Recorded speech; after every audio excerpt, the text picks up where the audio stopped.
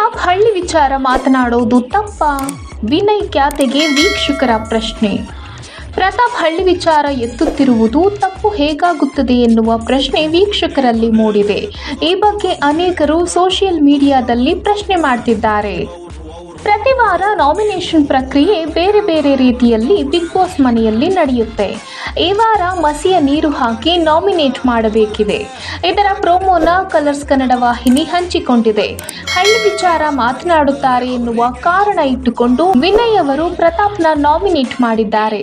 Michael ಅವರು ಕಾರ್ತಿಕ್ ಮೇಲೆ ಮಸಿ ನೀರು ಸುರಿದರೆ ಕಾರ್ತಿಕ್ ಅವರು ಮೈಕಲ್ ಮೇಲೆ ಮಸಿ ನೀರು ಎರಚಿದ್ದಾರೆ. ಕಾರ್ತಿಕ್ ಅವರು ಸಖತ್ ಅಗ್ರೆಸಿವ್ ಆಗಿದ್ದಾರೆ. ಇನ್ನು ಪ್ರತಾಪ್ ಹಳ್ಳಿ ವಿಚಾರ ಎತ್ತುತ್ತಿರುವುದು ತಪ್ಪು ಹೇಗಾಗುತ್ತದೆ ಎನ್ನುವ ಪ್ರಶ್ನೆ ವೀಕ್ಷಕರಲ್ಲಿ ಮೂಡಿದೆ.